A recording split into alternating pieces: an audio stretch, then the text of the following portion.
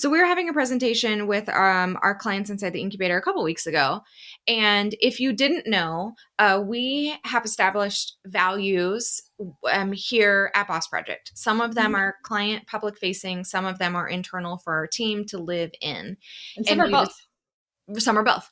And we've established these values and we've established what is the definition of the value mean to us? How do you live in it? How do you not live in it? And then reflective questions to ask yourself just to dig deeper to learn how to live in that value.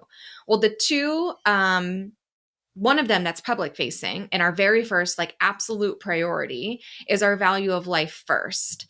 And we were talking about this value with our clients and some of them were asking, okay, well, I would be interested and curious to hear how you guys are actually able to live life first. What does it mean to you? How does having that value actually change your day to day, your schedule, your routine, what you do, whatever? And so we wanted to share that with you today.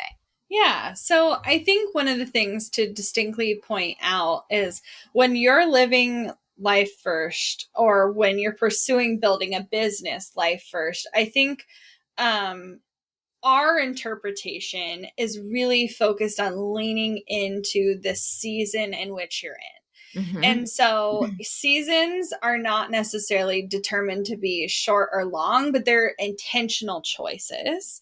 And you can be in a season of growth and you intentionally choose to work full time and still respect life first, but it just may be a season in which you show up more often.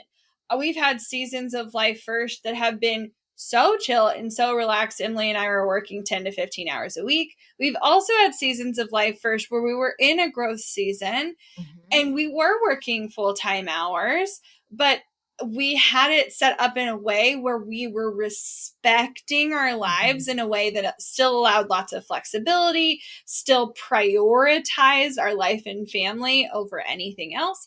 And so we want to kind of show you what does living in that look like in various seasons. And some of these things are consistent all the time, Right. and some of these things are more consistent to when we're in a slower season or when we're in a growing season. Yep. And I do want to like really point out, and I'm looking up our value within our team playbook that we share with our team. And the last sentence is the Boss Project team knows that the only way for rest and productivity to happen is with direct, open, and early communication. And that's really like the actual non-negotiable of life first, is life first looks a gajillion different ways Oh yeah. for every single member of our team while we're working, our team when we're not working. But how it looks isn't the point. It's Mm-hmm. how it's communicated and how every single person honors it. So the person needing it and then the person supporting that person getting it. So, what does life first look like you in a couple areas?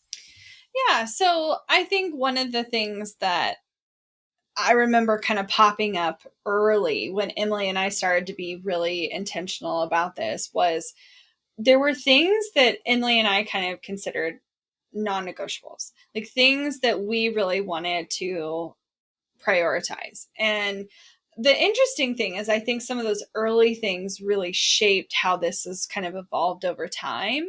Um, but one of them was my desire to like fall in love with cooking again. Like I wanted to actually like it and not be stressed out by it because it was getting to the point where like figuring out when and how to eat was becoming so much of a disruption that I was stressed by it. And so Yeah. I was like, I want to be able to, if I want to, make like a full meal in the middle of the day or actually prepare and have food on hand and like be able to stop my day at a reasonable time so I can make a dinner that's nutritious and fills me up and feels good. And I've had to adjust what this looks like over time and in different seasons, but the interesting thing is because it's been a priority, not only do I not resent it or stress out about it anymore, but I actually enjoy it, which Mm-hmm. to have something that you used to like hate and kind of despise be something that's now of an interest, I think is just a representation of what it looks like to allow yourself enough time, Yeah. because it's really what it's about. Because I think so often it's the you're stressed because you're showing up to the fridge and everyone's already starving and you don't Right. even know what groceries you have on You're hand. hangry. You're hangry and frustrated, Yep. and so are your children or whoever else is around. Yep. Yeah. Anyway, Well, I love that for you. I have eliminated cooking from my repertoire over the years because I did it too much and I don't want more time with it. I want less of it. I want it done in front of me so I can eat it, is where I'm that's at in fine. my life. Love it. Love that for you. Okay, so a couple things that I wanted to add. Mine. So I hope that you also see like throughout our list here, they're like, it's nothing extraordinary, No. honestly. It's like moments of like, it's honestly when you're thinking about your work in your life in your day, it's everything that you feel like you should have grace and space around, but that you don't. And either it's because your job doesn't enable you to, your boundaries aren't enabling you to, something in your schedule isn't enabling you to, but how easy, if you prioritize this as a value, that it actually can happen. And Mhm. when like life's normal, like spots in life that are normally a rush or chaotic or difficult or stressful, when they're all of a sudden like literally not a problem in your life, I'm telling you, like everything else in your life feels lighter and easier. Yes, So one literally. of my one of my main priorities was around school for our kiddo. So she's 5.5. She's about to be heading into kindergarten, but she's been going to pre-K for the last couple of years. And I hate feeling rushed to literally do anything. I literally hate feeling rushed, but I also hate feeling rushed in the mornings. I don't want to be rushed to wake up, to be ready, to get someone ready, to get them to school, to be ready to come to a meeting, to sit down and be ready. And like all of the things are happening super, super quickly.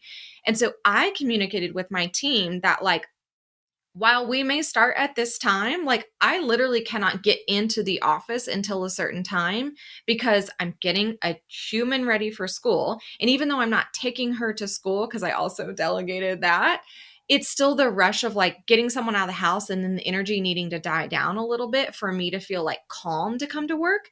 Because you know how you're like, if you rush from one thing that's high energy to go into something else, you bring that high energy into it. And I don't like that. I Mhm. like having slow, easy breezy, beautiful cover girl mornings, and I want that.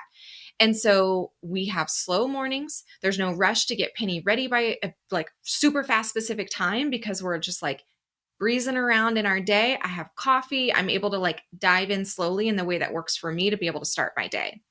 And then I prioritize the same thing on the tail end of the day. So I personally know in order for me to show up best as a wife, a mom, a human, I have to have some like moments of silence and alone time just for like 15, 20 minutes. Like that's all that I need to go from one long day of thing to a different long day of thing. Well, And and so I think part of that is because we don't have a commute. we Like don't have a commute. That's the other thing is like when people work from home, you don't build in times for decompress to drive to work and build up like a different energy cycle there and then time to come I home. know my commute sucked a lot because there's traffic and all of that. But the things that I missed about it, like you Yeah. have to be intentional and add that stuff back Yes. in. So I am a non-negotiable have to stop my workday at a certain time so that I can have at least 20 minutes of like sitting on the couch. Maybe I'll sit out on the deck, I'll read a little bit of a book, or literally sometimes I just sit there and don't do anything. Mhm. And then my kiddo gets home and we like start kind of part two of our day. But if I don't have that time to decompress, if I'm literally walking downstairs from my office and she's already here, I have to be very intentional about my mood and my energy because I didn't have that time. So I know that's a non negotiable for me. Yeah.